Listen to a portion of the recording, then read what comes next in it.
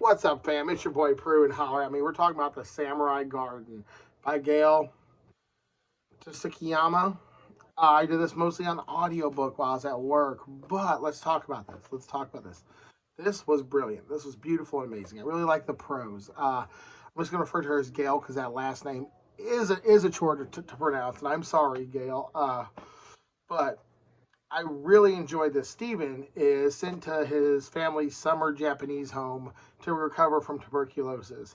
And having not been from there, it's like a fish out of water story. So it reads like Frederick Bachman. If you like Frederick Bachman, but you're more of a 1930s Japanese version of it, here you go. This is it.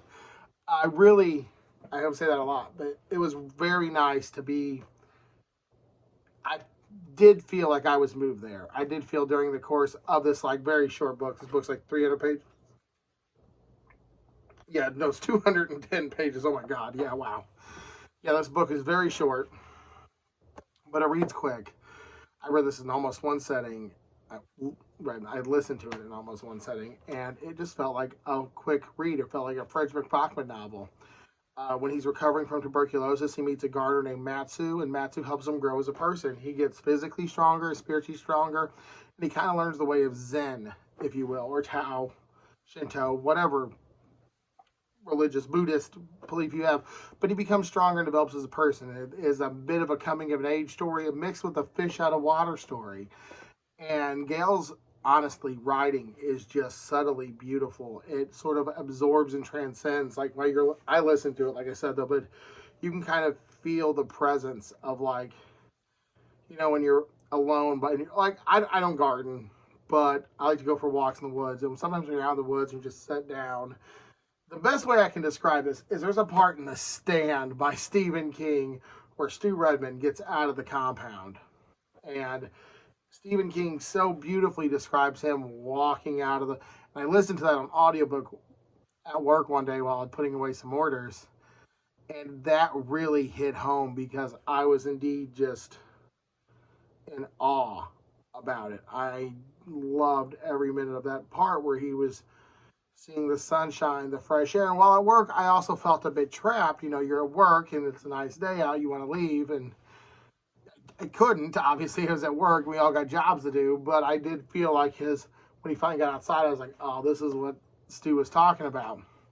I got a lot of that same style from this. I felt like I was out of work. I felt like I was somewhere else. And the lyrical prose and the awesome characters, Stephen and Matsu, are my favorites. They're the main focus of this. But I also enjoyed the growing as a person and the realizing now at a young age and recovering from tuberculosis, you think the character is going to be like a little bit of an emo, sad kid. No. I mean, at first, kind of, I originally didn't like the protagonist, but very quickly he grew on me. And he sort of adjusted and became a well-developed character, which is something I don't get a whole lot of. The book, this one isn't put together the best. I got this from my library, but I also said, like I said, I did this on audio while I was at work mostly. I really enjoyed the Gail's writing is amazing. Her characters were good. The story was awesome for what it was.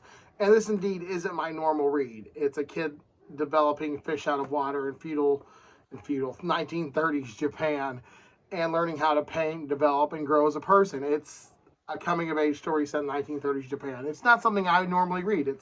I read sharks and monsters and all that jazz. But this was beautiful. 200 pages and a quick read. I'm going to give this a 5 out of 5, honestly. I originally was going to give this a 4 out of 5, but the writing saves it. The writing is good. Quick review. Writing's good. Characters good. Story's not bad. And I really enjoy. And personally, I kind of grew a little bit with this in the single day journey with this guy. So if you've read Samurai Garden, please let me know. I like this a lot. I'm going to read more from this one. That's my boy, for you guys. Stay creepy.